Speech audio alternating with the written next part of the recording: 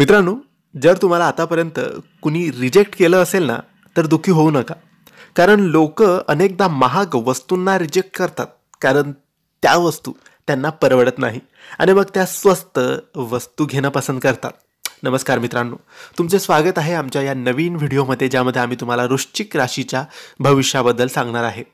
कारण 2026चा सगळ्यात पहिला विस्फोट, जो की चांगला विस्फोट मानला जाणार आहे, 11 नोव्हेंबर ते 11 मार्च काय होईल हे आपण आजच्या या व्हिडिओमध्ये जाणून घेणार आहोत.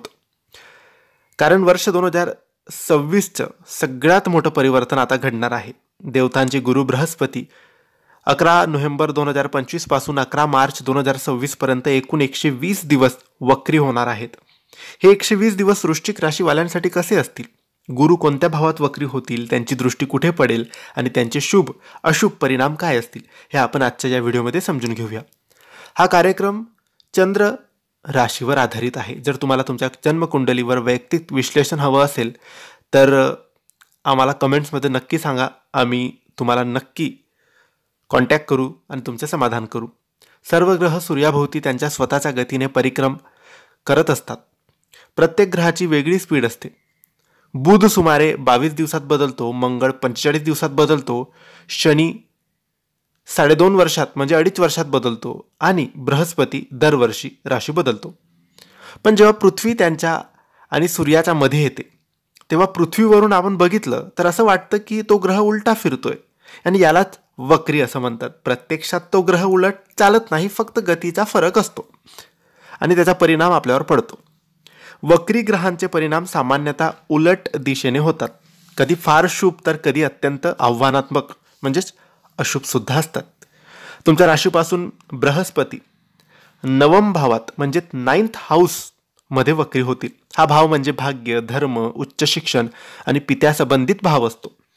9व भावात वक्री बृहस्पती म्हणजे तुमचं लक्ष या विषयांवर अधिक केंद्रित होईल.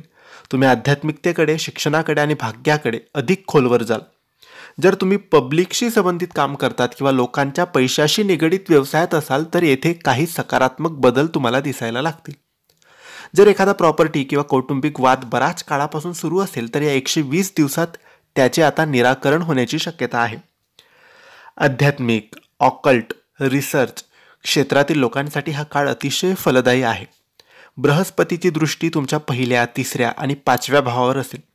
जर तुमच्या एखाद्या नात्यात ब्रेकअप झालं असेल तर पुन्हा संवाद सुरू होण्याची शक्यता आहे.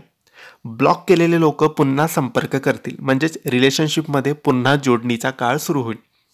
बृहस्पती 9व भावात वक्री असणं म्हणजे उच्च शिक्षणासाठी, एक्झामसाठी किंवा करिअर ग्रोथसाठी हा शुभ काळ मानला जातो. विद्यार्थ्यांना स्पर्धा परीक्षेत चांगले परिणाम मिळतील. इंटरव्ह्यू, प्रमोशन, जॉब चेंज करायचे असेल तर या सर्व क्षेत्रात तुम्हाला चांगले मार्ग नक्की मिळतील. जर तुम्ही परदेशात राहतात किंवा परदेशात जाण्याचा विचार करत असाल तर 3 डिसेंबर 2025 नंतर PR, व्हिसा किंवा जॉबच्या संधी वाढतील. 3 डिसेंबर नंतर बृहस्पती तुमच्या 2ऱ्या भावावर दृष्टी टाकतील. यामुळे आर्थिक स्थिती सुधारेल, कुटुंबाशी संबंध अधिक सुदृढ होतील. पण लक्षात ठेवा, फास्ट फूड, जंक फूड तुम्हाला टाळायचं आहे. लिव्हर, डायजेशन आणि स्किन प्रॉब्लेम होण्याची शक्यता आहे. वृश्चिक राशीचे इष्टदेव आहेत भगवान हनुमान, म्हणून दररोज हनुमान चालिसाचे पठण करा. मंगळ बीज मंत्राचे जप करा. बृहस्पती वक्रीचा हा काळ वृश्चिक राशीसाठी सकारात्मक परिणाम घेऊन येणार आहे. भाग्यवृद्धी आणि नातेसंबंधातील पुनर्जोडणीचा काळ हा असणार आहे. थोडा आरोग्याकडे लक्ष द्या, पण नक्कीच हा काळ तुमच्यासाठी फायदेशीर ठरेल. ही माहिती तुम्हाला आवडली असेल तर लाईक आणि शेअर करा. काही प्रश्न असतील तर कमेंट्सद्वारे विचारा आणि आमच्या चॅनलला सबस्क्राईब करायला विसरू नका. धन्यवाद. श्री स्वामी समर्थ.